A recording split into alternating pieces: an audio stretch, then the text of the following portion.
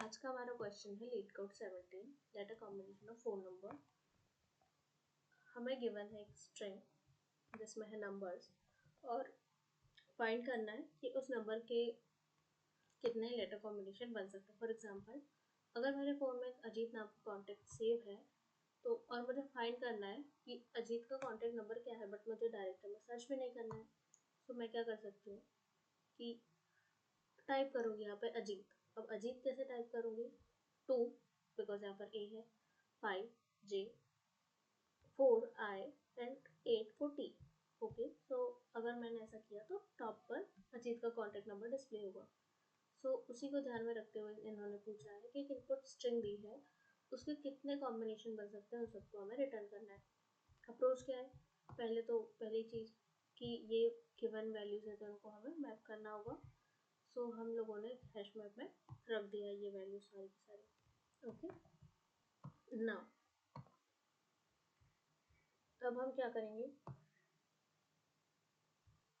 Base case को सोचते हैं सबसे पहले कि हमारे पास स्ट्रिंग की लेंथ ही 0 है तो हम रिटर्न कर देंगे बिकॉज 0 लेंथ का कोई भी कॉम्बिनेशन नहीं बनेगा। बट एक और बेस केस हो सकता है, ठीक है, जब हमारा जो इंडेक्स है वो हमारी इनपुट लेंथ के बराबर हो जाए तो हमारा जो भी आंसर है हम उसको ऐड करके रिटर्न कर देंगे। इसमें समझते हैं, जैसे हमारे पास सपोज कि 2 ही है, अब इनपुट स्ट्रिंग में 3 नहीं है, ठीक है, तो लेंथ कितनी हुई? 1। 2 के एसोसिएटेड वैल्यू कौन कौन सी है? A, B and C. So A is of one length, B is of one length and C is of one length and input भी हमारा कितने लेंथ का है? एक का। तीनों की लेंथ बराबर है, 2 इनपुट है, 1 लेंथ, A की 1 लेंथ, B की 1 लेंथ है, C की 1 लेंथ।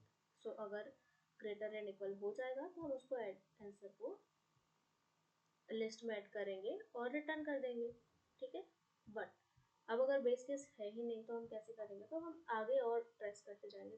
कब तक? जब तक कि हमारा आंसर है, जो हमारा कॉम्बिनेशन है, वो गिवन इनपुट की लेंथ के बराबर ना हो जाए, ठीक है। अब कैसे ट्रेस करेंगे? तो इस पूरे एग्जांपल को देखते हैं। तो 2 है हमारे पास।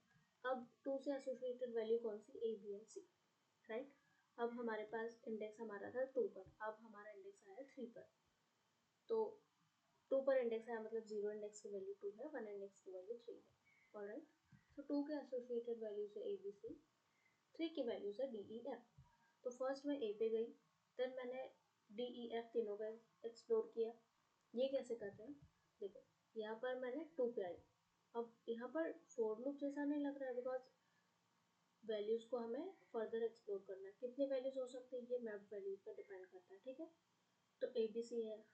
इंट्यूशन कैसे है कि फोर लूप लगाना है बिकॉज सारी वैल्यू को हम ए वन बाय वन एक्सप्लोर कर रहे हैं, ठीक है। तो मैंने क्या किया? सबसे पहले मैप वैल्यू कौन सी है उस स्ट्रिंग उस नंबर के अगेंस्ट? तो अभी हमारे पास 2 है, ठीक है। तो 2 की मैप वैल्यू कौन सी होगी? हम मैप से गेट कर लेंगे, ठीक है। मैप से गेट किया, 2 की मैप वैल्यू कौन सी है? A, B, C. ओके, यहाँ पर ए, बी, सी है। अब हमको उसको आइट्रेट करना है ए, बी एंड सी तीनों के लिए, है ना। बिकॉज अभी हमारी लेंथ इनपुट, ये जो हमारा आंसर है इसकी लेंथ कितनी है? 1 और इनपुट की लेंथ कितनी है? 2। तो हमें तब तक आइट्रेट करना पड़ेगा जब तक कि हमारे आंसर की लेंथ भी 2 नहीं हो जाती। तो अभी ए है तो हम इसको फर्दर आइट्रेट करेंगे।